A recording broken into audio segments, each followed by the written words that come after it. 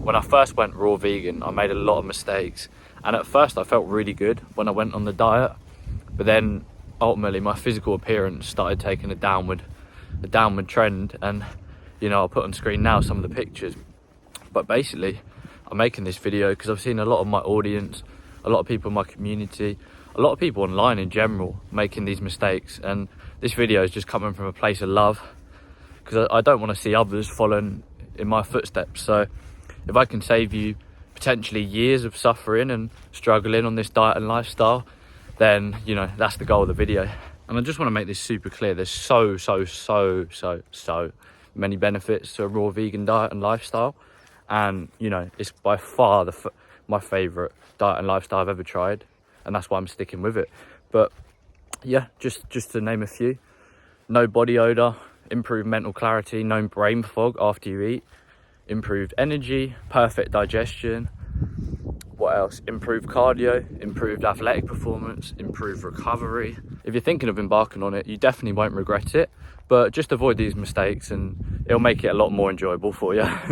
The first mistake is just so simple. I see it in probably 80% of cases, and it sounds so silly saying it, but I just see so many people falling into this, and it's just to do with stomach volume and not eating enough, purely not eating enough to fuel your body and whatever goals and needs you have. Because when you first transition to this lifestyle, your stomach volume and stomach capacity is just a lot lower. It's used to cook foods and smaller quantities, cook rice for the same amount of calories compared to bananas.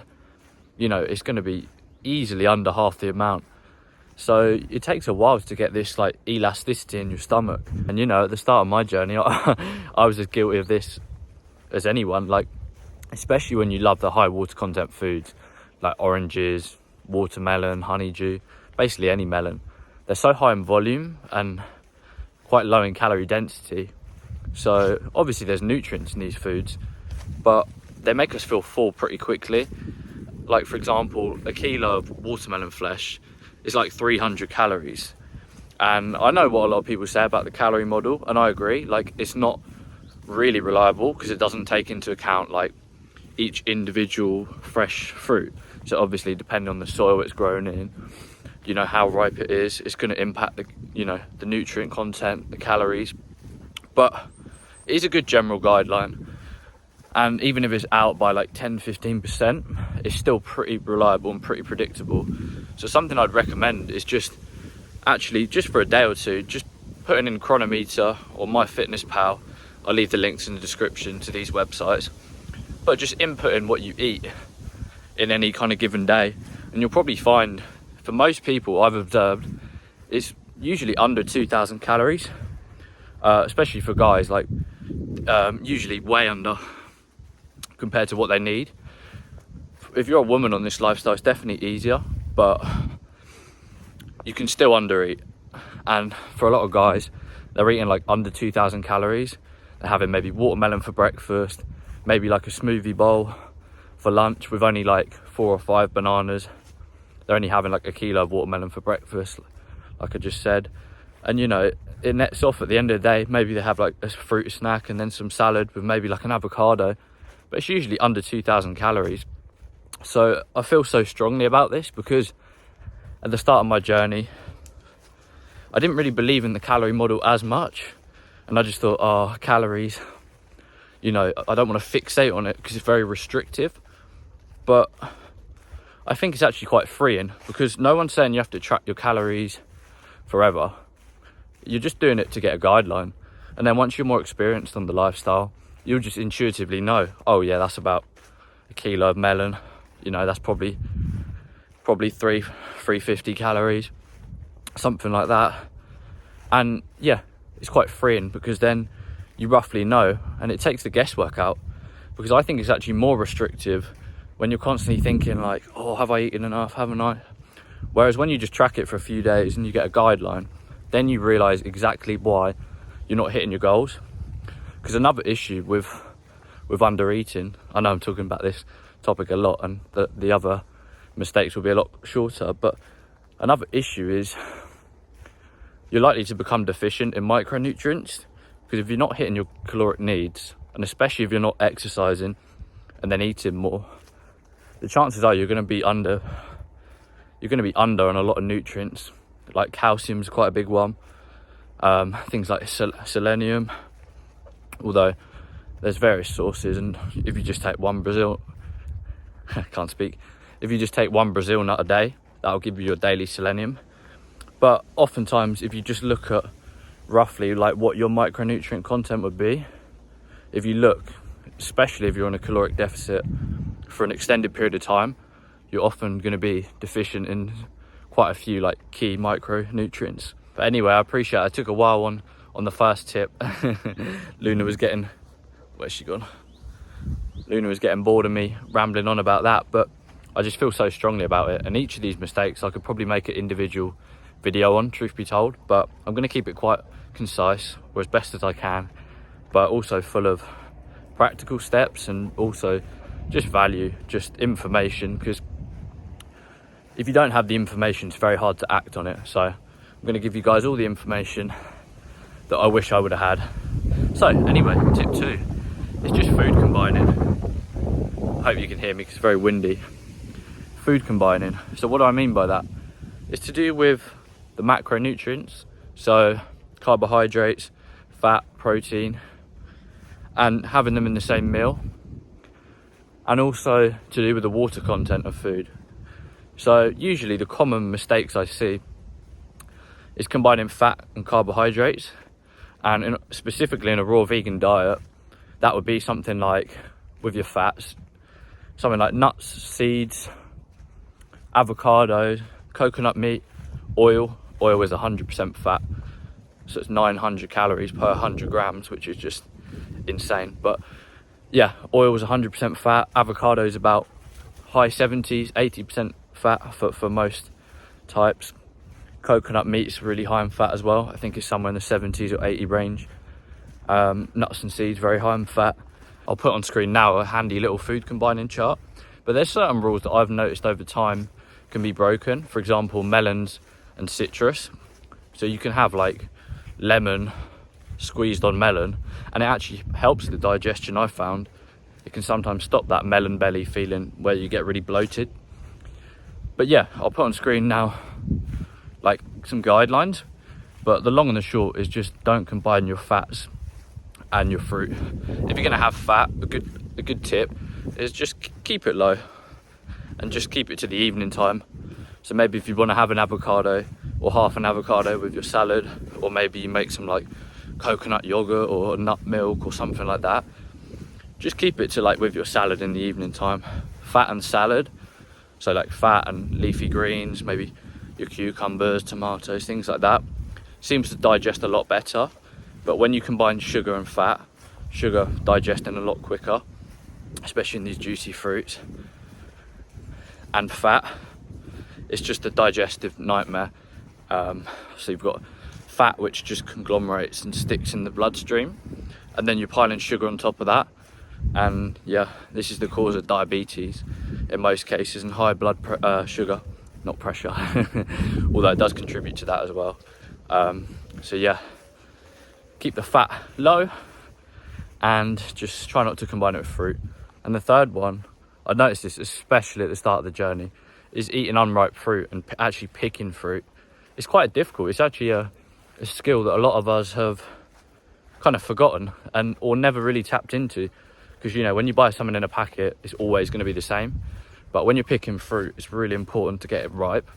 Unripe fruit often causes like mucus in the body, a little bit of acidity, sometimes constipation if you're eating like green bananas or something. So yeah, it's really important. Helps with the nutrient content if you're eating it ripe compared to unripe, and the calories in the fruit. It's just obviously more beneficial if we eat it ripe. So how do we actually know if it's ripe? Something that's helped me is just researching it. You know, on the internet, ooh, tiny bit of sunshine. On the internet, there's so many good resources out there. Misfit Vegan, she does a lot of like fruit picking videos. I'll leave her channel down below. I interviewed her a little while ago now, but she does loads of good ones. But just research it. For example, bananas. A lot of people think bananas, just when they just start to turn yellow, that's when they're at the peak of ripeness. But oftentimes you want them spotty, especially like a Cavendish banana, which most of the world has kind of as the common banana. You want that to have spots, because that's when the starch turns into sugar and it's actually digestible. So those little brown spots are like actually sugar in the form that's assimilated by the body. It's just what our body wants. It doesn't want a green banana because it has resistant starch or something that people have studied in isolation. The body wants sugar, and it's, you know, especially wants it in a fruit package. So, you know, peak ripeness is really important. So when you're buying fruit, obviously if you need it that day, then you're already kind of a little bit behind, because you want to kind of prepare. But don't be afraid to get some foods like bananas underripe and then kind of store them and allow them to ripen. So if you prepare in advance, it's far easier. And just another thing on the ripeness, you're never going to be properly satiated if you're eating underripe fruit. After the meal, you're still going to be craving something because your belly's full, but you're lacking nutrients. So your body is really clever like that. You'll kind of know if you're not eating adequate ripeness in terms of fruit. Fourth one, I'll just whiz over really quickly because I briefly touched on it, but it's just eating too much fat. Now, fat is a lot harder for the body to break down and actually create glucose from it. It's a very slow process, which is not good in the body. We don't need extra work digesting food. Now, a little bit of fat here and there is okay. I like to keep it to 10%, no more than 10% really. Some days it might go in the teens, actually. I tell a lie. 15% fat and lower. I quite like 80-10-10, especially if you're an athlete. The book by Dr. Doug Graham, I'll also link in the description. That was quite a foundational book at the start of my journey, and I think it's been pretty well researched, just even through the athletes he's worked with, and even looking at other populations that eat a higher carbohydrate, lower fat diet. They just tend to be better athletically when you look at like the Kenyans, people like that. While maybe they're not a figure of health, they're still able to run for miles. So we have to kind of look at common trends, and fat is just not, it's just not ideal. A lot of bodybuilders know this. They'll keep it really low fat because they want to stay leaner. So yeah, keep the fat low. And just in case you forgot what I said earlier, which is fine, sometimes we have to rehear something. Avocados, olives, nuts, seeds, coconut meat, oil. If you put all these things in Chronometer or something, you'll see they're a lot higher fat than you think. And if your fat intake is, 20% or higher, I think you'd really benefit, and I really benefited from lowering it. The fifth one also sounds really silly and really simple, probably to a lot of mainstream people, but within the raw vegan movement, there's often like an anti-water agenda. It's quite funny. And oftentimes people aren't drinking enough water in the lifestyle. Like the real start of my journey, when I was eating hydrating fruits, like a lot of oranges, mangoes, some like watermelon, I oftentimes wouldn't even drink water at all in a day, because people say, oh, it's not structured water, it's not H3O2, it's only H2O, and it just makes you pee out all your minerals. And maybe if you down like a litre like really quickly, maybe it will, but if you're thirsty, drink. It's that simple, because oftentimes people don't believe that water hydrates them, and they're thirsty, but then over time their thirst reflex disappears, so they think, oh, I'm not actually thirsty, I'm not, I clearly must be hydrated. And then there's a big detox movement that says, if you're peeing out cloudy sediment all the time, this is really good because you're detoxing. Now, if you're going through a transition and then you're peeing out cloudy sediment, then this is different because it probably is old toxins. But if you've been doing the lifestyle a while and you're still peeing out sediment or it's cloudy, it's just because you're dehydrated. It's not because you're detoxing. The body's always detoxing. So if you're peeing clear 8 to 12 times a day, then it probably means you're hydrated. If you're not, if you're peeing way more, you're probably low in sodium compared to potassium. So just eating more vegetables, or if not, just add in a pinch of like Celtic sea salt or pink Himalayan salt to your water, like a tiny pinch. I'm talking like, less than a quarter of a teaspoon. Then for me, I found that beneficial because it actually kind of replicates more something like coconut water, which has quite a lot of sodium in. And a lot of people say, oh, salt's really bad. Like some of the people I've interviewed said salt is really bad. And that let's see if I can get better light, that sodium chloride can kill a slug. And that's true. Table salt can kill a slug and dry it out and, isn't good for our arteries and the body. But something like Celtic sea salt or pink Himalayan salt with more minerals and adding a pinch to water, I don't see any harm with that, because the issue with table salt is it's sodium chloride and it's really high in sodium and not other trace minerals. So it doesn't properly hydrate the body. It just actually dehydrates it. But when you have these accompanying minerals, add in a pinch or two if you're experiencing cramps or lightheadedness, or you don't feel like your muscles can contract as well since going on the lifestyle.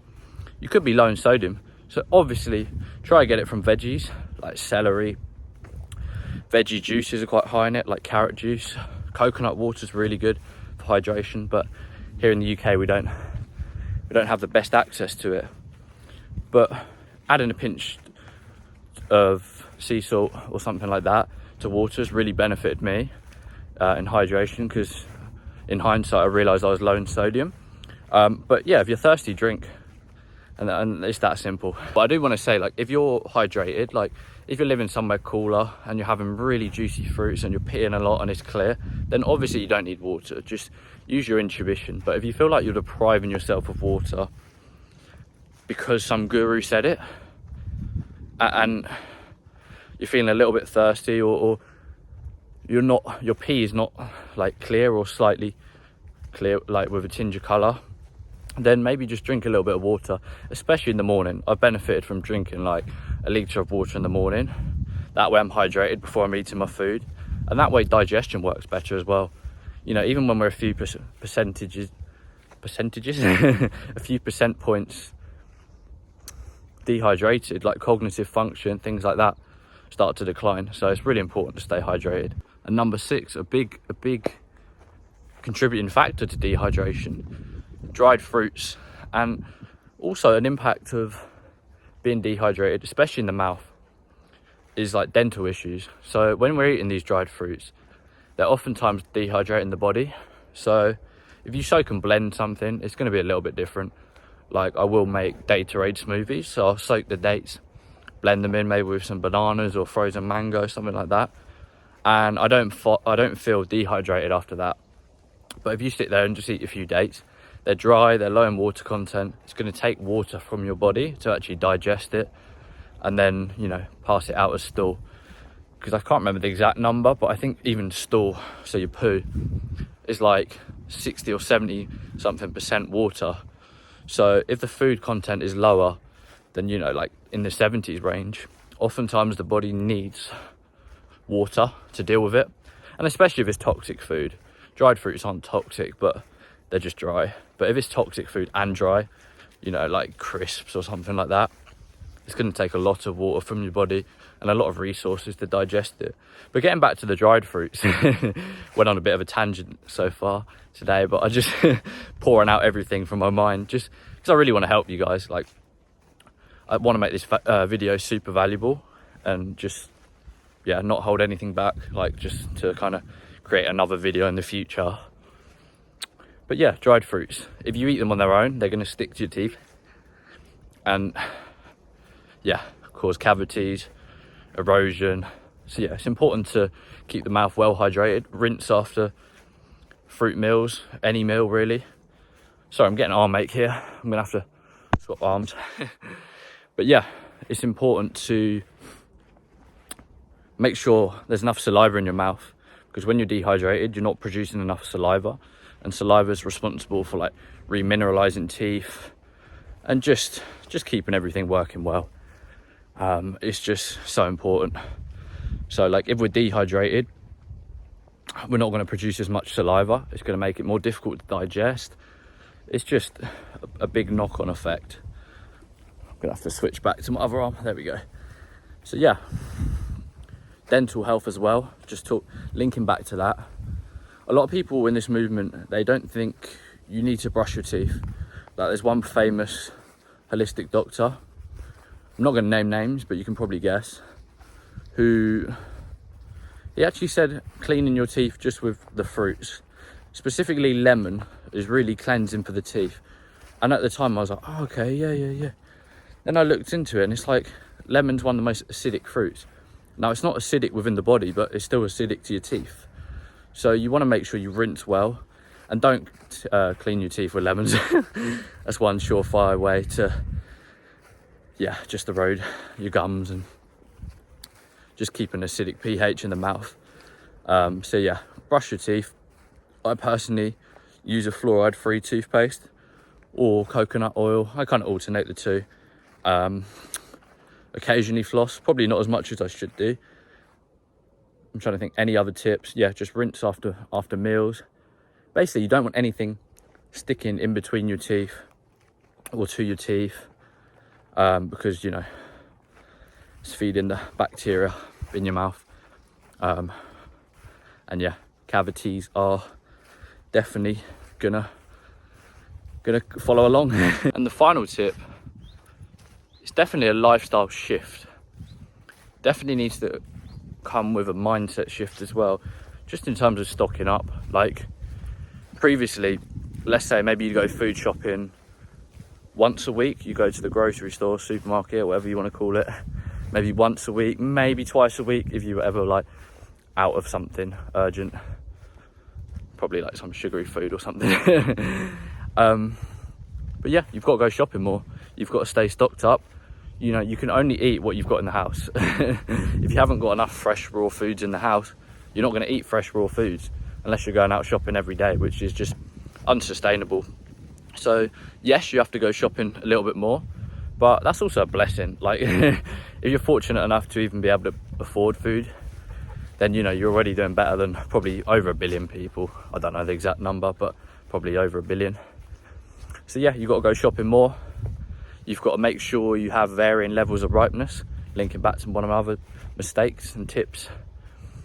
And yeah, so like for example, what I mean by that, if that's unclear, it's just maybe get some green bananas, get some yellow ones, get some that are maybe ripe or ripe in a day, and just stay stocked up.